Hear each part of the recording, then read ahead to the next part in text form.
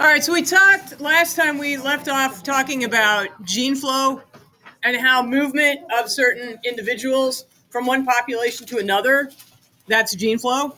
And in some cases, it can keep the population from changing dramatically. And that's an example of this. These two populations of snakes, one's on the mainland, one's on an island.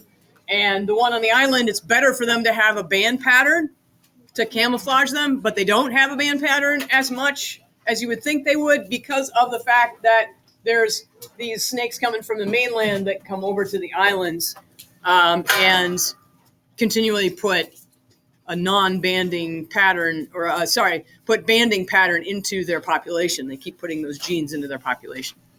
So that's an example where it wasn't very helpful. But we can also look at places where it is important and it is good, and it can increase the fitness of a population. An example of that would be resistance to pesticides.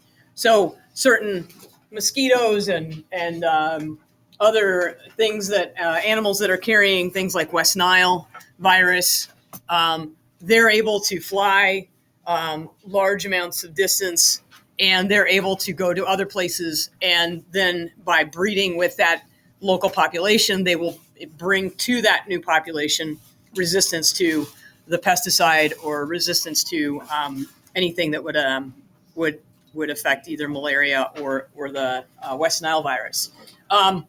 So that's an example of gene flow helping, in that case, the population, helping the malaria, helping the mosquitoes, not us, obviously. All right. I also want to talk a little bit about reproductive advantage. I've bolded that word here because that's important, and it's going to be kind of a central part to what we're going to talk about next. The only thing that really matters in terms of natural selection is that you have a better reproductive rate, that you leave behind more offspring. If you have great ability to survive in your environment, but you don't pass on your traits, then your fitness in terms of evolution, in terms of natural selection, is really minimal or non-existent because you're not passing down your genes to anyone else. So if you're not passing down, even though you have great genes, you're not passing them down, evolution only occurs over generations. It doesn't occur in the lifetime of one person. So it's got to be passed down. Relative fitness, Gesundheit, is the idea that how fit you are in a given environment. How many offspring do you leave behind? Do you leave behind a lot, or do you leave behind a little? Sometimes that is a misleading phrase that people don't understand because associated with that is things like survival of the fittest. And survival of the fittest might not be the strongest, the smartest. It could actually be the smallest. Right? If you're a little tiny mouse and you can fit into a crack that something else can't fit into, that's going to increase your survival rate. And so that's different from what we usually think of in terms of survival of the fittest. So relative fitness is the contribution of an individual and what they make to the gene pool for the next generation relative to others. Do they leave behind more genetic material? In other words, do they leave behind more offspring? Those offspring are genetic material. They are that person's alleles. There are different types of selections that will favor certain genotypes by acting on the phenotypes. And that's kind of a weird thing to say. Let's talk about what that means. What that means is that a particular phenotype will be selected for in different environments. And that therefore means that the genes that are left behind will be different depending on what your phenotype was. So for example, if you're that little mouse, you're going to leave behind the little genes, for lack of a better word. And those genes, that genotype, will be better suited for the next generation. And that phenotype will again be selected for, assuming the environment stays the same. We can talk about three types of selection as it addresses natural selection: directional, disruptive, and stabilizing. I'm going to go through these pretty quickly because they're fairly intuitive. Here I have a population of mice, and I have some that are very light colored, and I have some that are very dark colored, and I have some that are in the middle. Directional selection means that over time the population gets one way or the other. It either becomes lighter, or in this example, it becomes darker. So over time, it becomes a darker color, so you see more dark colored mice. And that would be in an example where you have an environment where there's dark colored soil, right? Your hawk, you're looking for prey. Anything that is light against that background is going to stand out and it's going to be eliminated. It's not going to leave behind as many offspring. Second type is disruptive. Disruptive is where both of the extremes end up being surviving, and the middle tends to drop out here. And that might be where you have an environment that is kind of dichotomous. You've got some areas, maybe there's sand, and the sand is very white or light colored, and so those light colored mice do very well there. But the dark colored mice don't do so well there, but maybe it's a volcanic island, and so there's remnants of volcanoes behind, and there's a lot of dark ash, or there's dark lava rock, and so the mice can either survive in the sand or they can survive on these dark rocks. If you're something in the middle, you stand out in the sand and you stand out in the dark as well. See, that middle part doesn't really work. Last one is stabilizing selection, and that's where the middle becomes more common. So maybe that in that situation, you've got a population where that brown is really the best, and having that precise color brown that blends in with the soil is what you want to have. Too dark or too light isn't going to work, and so you want to become even more kind of the average or standard color.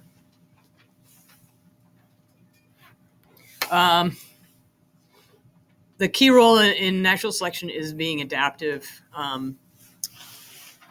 There's been a lot of adaptations that have arisen by natural selection. One example is there's a snake here.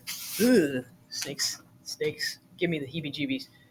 Where he's got a hinged jaw that there's a ligament there that allows him to open his jaw much wider than other snakes can, and as a result, he can eat really, really big eggs. These really like bird eggs that he's trying to get at.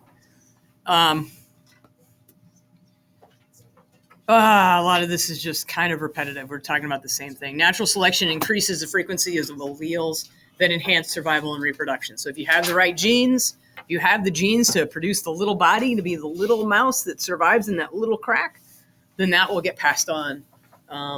Whereas if you're the big strong mouse in this particular scenario, you might not have as good a survival rate and not leave as many individuals behind. You also have to keep in mind that the environment changes. And so adaptive evolution can be different from generation to generation.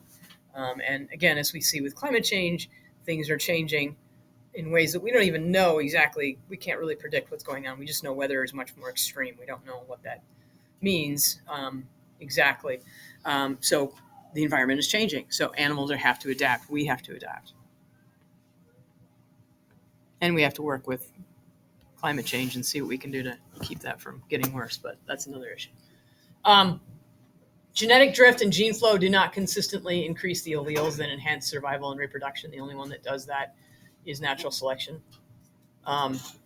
Either one of those can decrease or increase the beneficial alleles in a population, just depending on the circumstances. So that disruptive stabilizing selection is one way that natural selection can work. Another way that it can work is through something called sexual selection. And sexual selection is basically that individuals with certain characteristics are more likely to acquire mates than other individuals of the same sex. And that has led to something called sexual dimorphism. So, for example, mallard ducks. Saw some mallard ducks on my bike ride the other day. Very different in terms of their colors. The males are very brightly colored.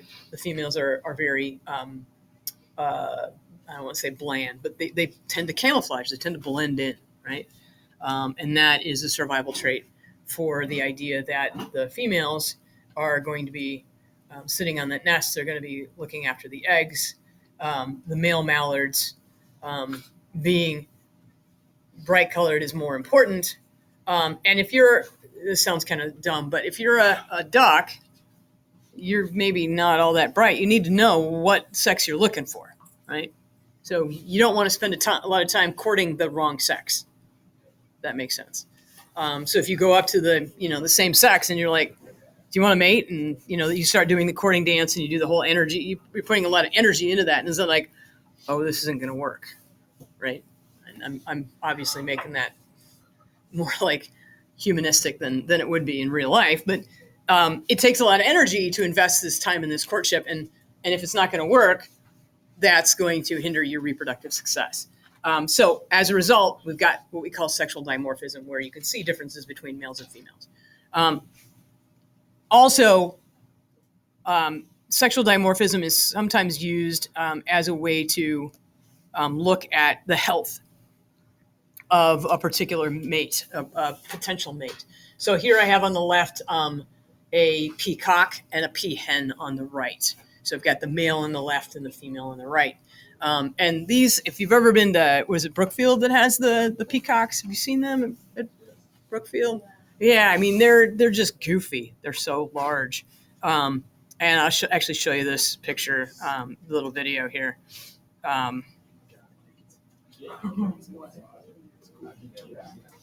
Peacock takes flight.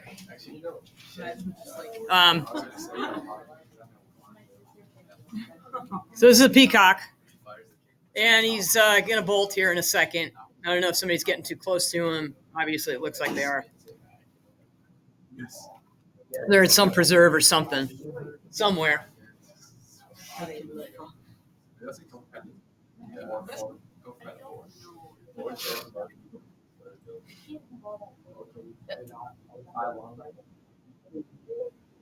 No, run away! Whoa, right?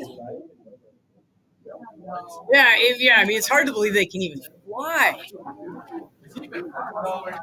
Well, he's flying, but he ain't flying very far. They don't fly very far.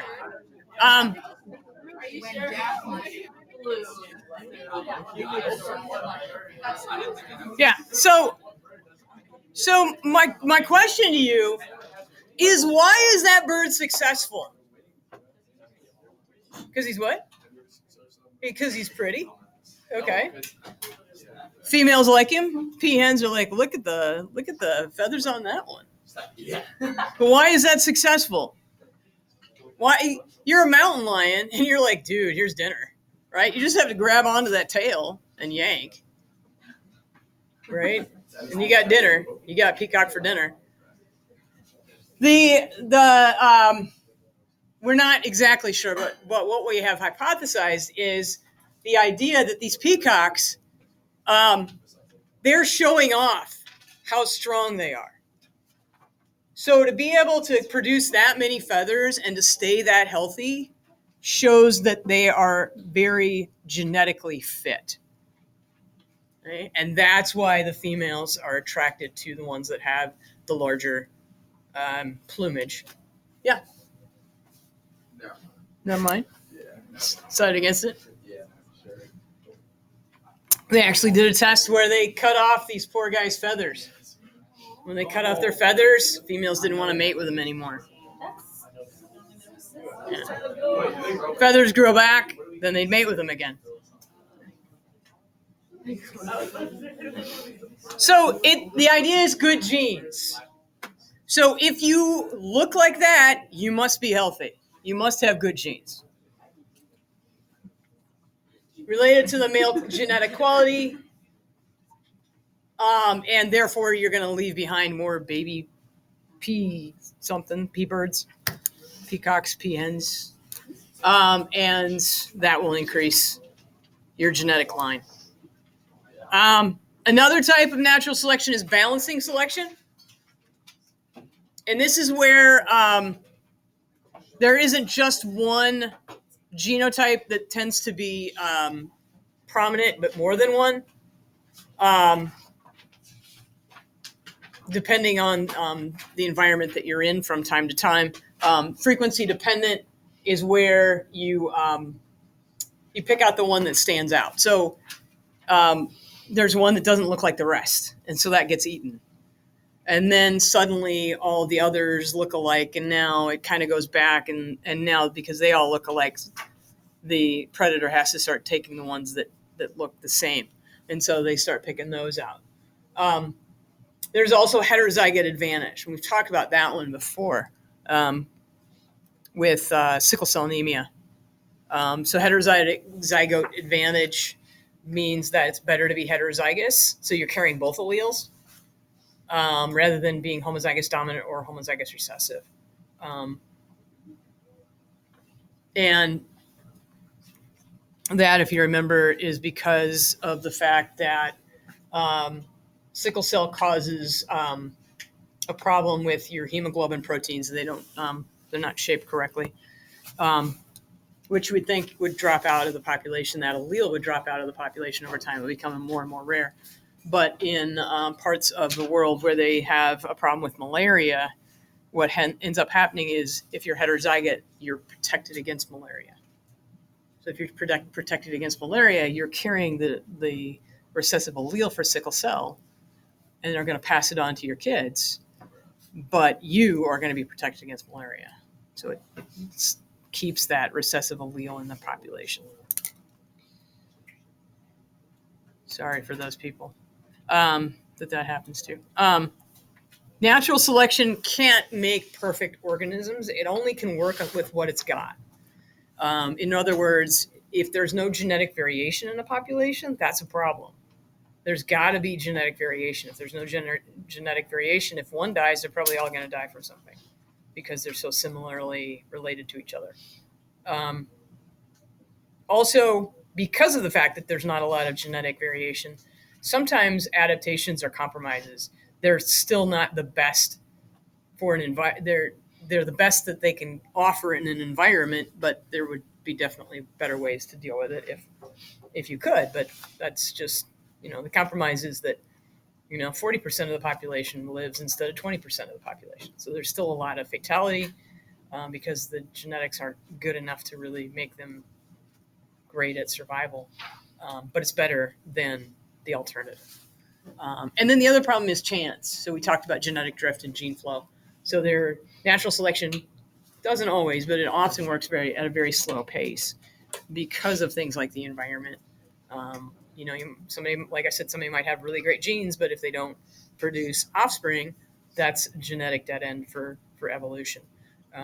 Or if in the prime of its reproductive success or reproductive whatever period of time, a bird, for example, dies because random got sucked into a jet engine, or something like that. Just something very random happens, and those good genes get taken out. All right, questions on any of that? Hi. All right. Now I want to talk about the whole concept of the species, because that kind of plays into this whole thing. Mysteries and mysteries. Yeah, I don't know. I don't even know where this is going on this particular page. Darwin did work with the Galapagos Islands and the finches on those islands a lot, and he was really startled to find out that all these birds that he brought back were different species. He thought they were just like a couple different species, and it turned out there were tons of different species. This is a little guy that I'll show you probably a picture of maybe tomorrow. This little guy is found on the Galapagos Island. He's called a blue-footed booby.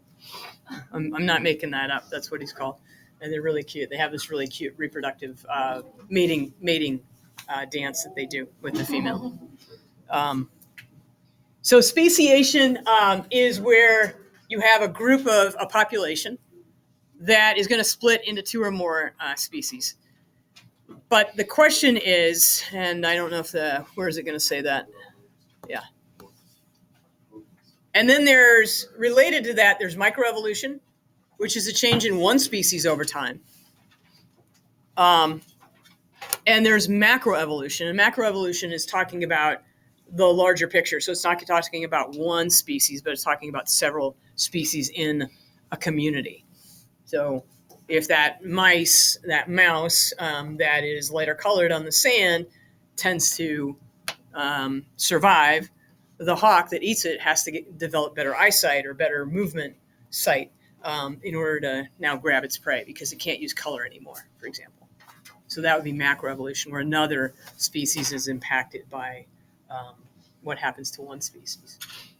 Um, How does that no, but how does that speciation? how does speciation occur? Well, we're going to talk about that. A species is a Latin word meaning kind or appearance. There's a lot of different definitions for species. The biological concept that's typically used is not always the best, but we're going to use it in here. This is a population whose members can potentially interbreed in nature and produce viable, fertile offspring. And they don't produce fertile offspring when they breed with other groups. Okay.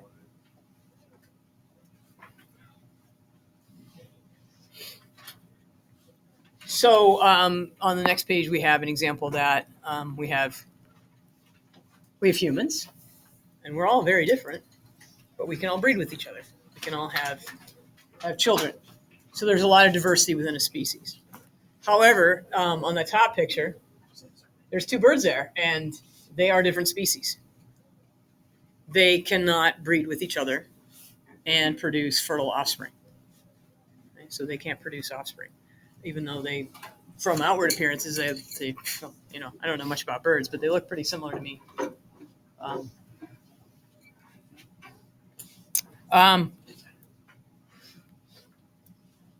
So the whole point of a new species, or the whole way a new species comes about, is through reproductive isolation.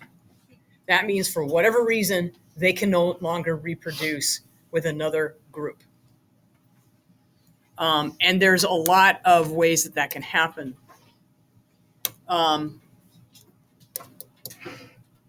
Sometimes there will be an offspring, but that offspring is either infertile or stillborn, or over a few generations becomes unable to continue to breed, becomes sterile over time.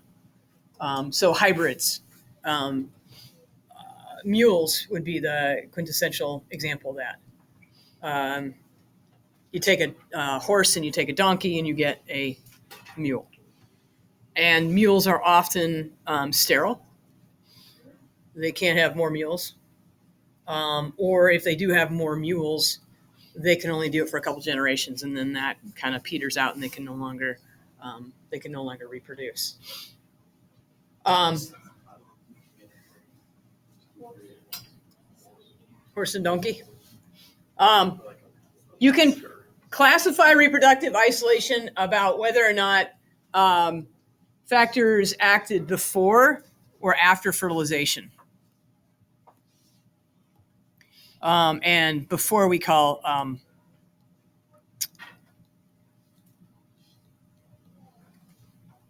prezygotic, and after we mean post-zygotic. So has the egg been fertilized, or has the egg not been fertilized? So there's a whole host of these that I'm going to have you work on today and tomorrow. And they're fairly straightforward. Prezygotic barriers are listed over on the left here. And some of those is because they never get together. They're never even in the same location. Right? Or they reproduce at different times of the year. And then postzygotic would be the ones like, I think my donkey is this guy here. That's postzygotic. And that's what we call reduced hybrid fertility. In other words, they may be sterile, or they may be only sort of fertile after the first generation, so that eventually they become sterile and can't breed anymore. So postzygotic factors block fertilization from happening. So that could be impeding different species from attempting to mate, preventing preventing successful completion of mating, or hindering fertilization if mating is successful. So that's these guys. And the 3 reproductive barriers, reproducing isolating barriers, are habitat, temporal, and behavioral. And I am going to go through them fast because they're pretty easy. Habitat means that you usually aren't there in the same location. You might not be isolated by a particular barrier, but for example, there are birds that forage on the ground. There's birds that forage in the trees. And so because they never spend much time in the other area, they never really meet with each other.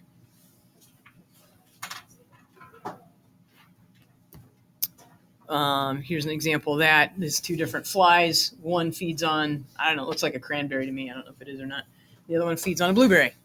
They're just on different habitat. They don't come across each other very often. Temporal isolation would be when they breed at different times of the day or different seasons. And so if they're always at the wrong time, they're not going to be able to have that happen either. I don't even know what this is. What does it say this is? Does it say? Does that say there? Yeah, it's 2 different species of large rodent. I don't know if that's actually a skunk or not. One mates in the summer and one mates in the winter. So they never come across each other. Behavioral. Behavioral is when you've got some type of ritual, and if you don't, flies will do this, as well as the boobies, the blue-footed boobies. Yeah, they really do have blue feet. Yeah, they're really cute. They're really cute. I don't really have much desire to go to the Galapagos, but I would go just to see them because they're so cute. I do not believe the blue-footed booby does. Blue-footed booby dance. There you go. There it is. Let's see. It's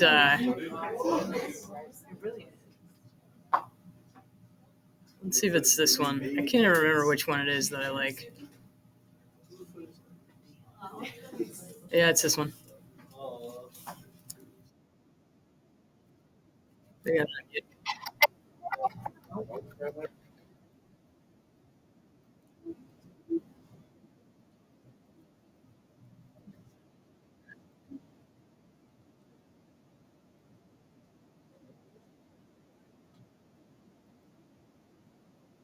I think they're cute.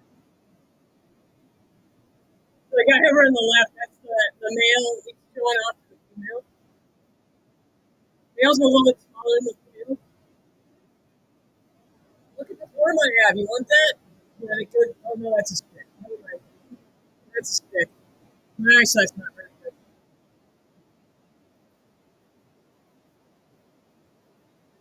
So he's trying to impress her with his, I don't know.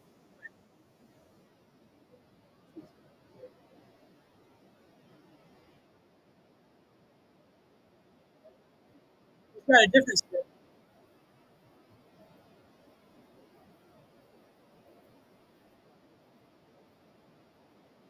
Mention I have blue feet.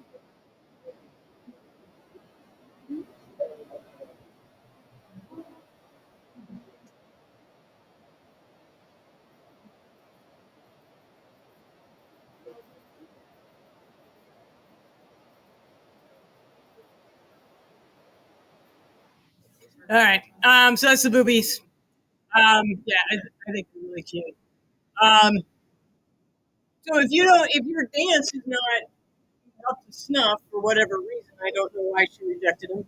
Maybe she later went back and they made it. I don't know. But that's a thing. So that's behavioral isolation. There's also when there's an attempt at mating, but no fertilization actually happens. And so that's mechanical and gametic. This is where morphological differences is where parts just don't quite fit together. And because they don't fit together, they can't really reproduce. even though they might give it an attempt.